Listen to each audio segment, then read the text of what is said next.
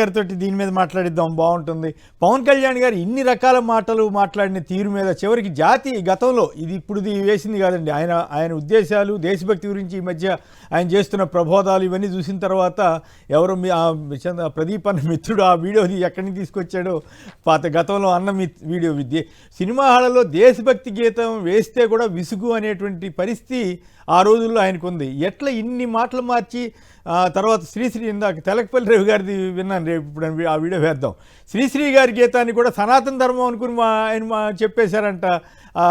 ఏది ఇనుప ఖళేలమంటూ మహేష్ ఇది ఉంది కదా ఆ గేయంలోది. సో ఈ రకంగా పవన్ కళ్యాణ్ గారి తీరుతెన్నులు ఏమనిపిస్తున్నాయి? నిజంగా దేశభక్తి ఉన్నట్లా లేనట్లా ఆయనకి? కృష్ణరాజు గారు. పవన్ కళ్యాణ్ గారికి ఒక విషయం కేసరి గారు, ఆయన రాజకీయ జీవితం చూస్తూ ఉంటుంటే అది పరస్పర విరుద్ధమైన, పరస్పర భిన్నమైన భావాలను, స్వరూపాలను కలిగి ఉన్న రాజకీయ జీవితంగా కనిపిస్తుందండి. ఒకనే చెప్పాలంటే ఆయన రాజకీయాల్లో ఒక దశావతారాన్ని ఆవిష్కరించిన వ్యక్తిగా, అలాగే బహుళ స్వరాలను అంటే తన ఇష్టానుసారం సమయానుకూలంగా స్వరాలను మార్చే ఒక రాజకీయ నాయకుడిగా పవన్ కళ్యాణ్ ఈ రోజున ఉన్నారు.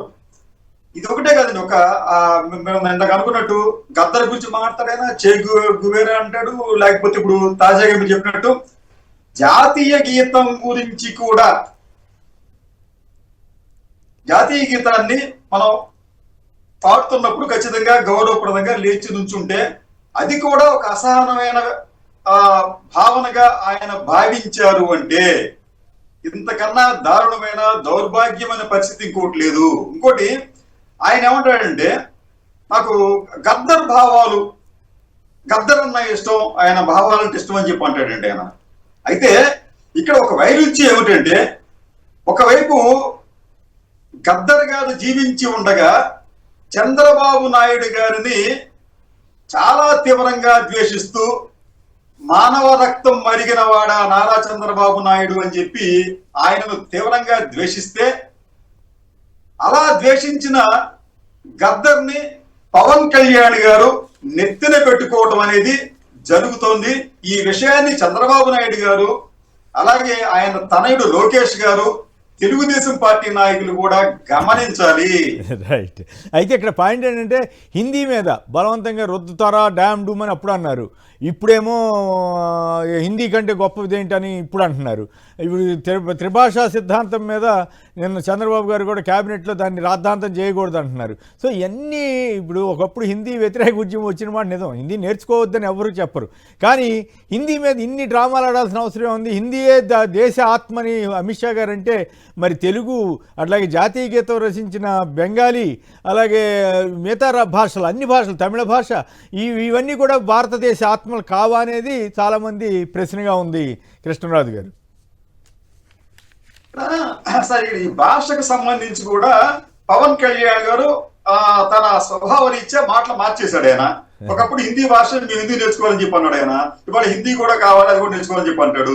అయితే అతనికంటే ఆచన మల్లన్న ఎవరంటే చంద్రబాబు నాయుడు గారు.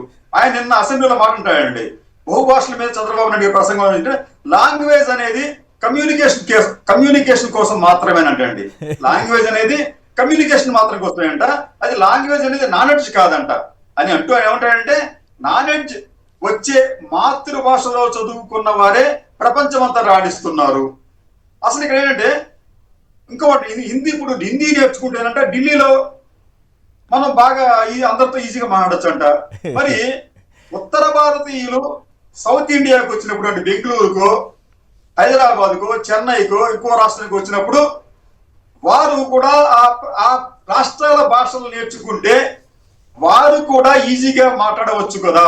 ఇదే విషయాన్ని చంద్రబాబు నాయుడు గారు చెప్పగలరా అంటే ఆయన ఏమంటాడంటే, మన వాళ్ళు హిందీ నేర్చుకుంటే ఉత్తరాదిలో బాగా ఈజీగా మాట్లాడచ్చు, కానీ ఉత్తరాది వారు మాత్రం హిందీ, ఈ దక్షిణాది భాషలు నేర్చుకోవాల్సిన అవసరం లేదని చెప్పి చంద్రబాబు నాయుడు గారు అంటారా అంటే ఇక్కడ ఏంటంటే, అందరూ కూడా ఈ రోజున ఈ మోడీ గారికి అమిత్ షా గారికి పరమ విధేయులుగా భక్తులుగా ఈ రోజున చంద్రబాబు నాయుడు పవన్ కళ్యాణ్ మారారు.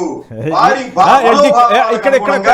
ఆంధ్రప్రదేశ్ లో వారు కృష్ణరాజు గారు ఇక్కడ చిన్న add at the cost of the Telugu self respect Telugu ఆత్మగౌరవం పేరు మీద వచ్చిన తెలుగుదేశం పార్టీకి ఈ దశ తీసుకొచ్చారు, అది విశేషం. అవును సార్. రైట్.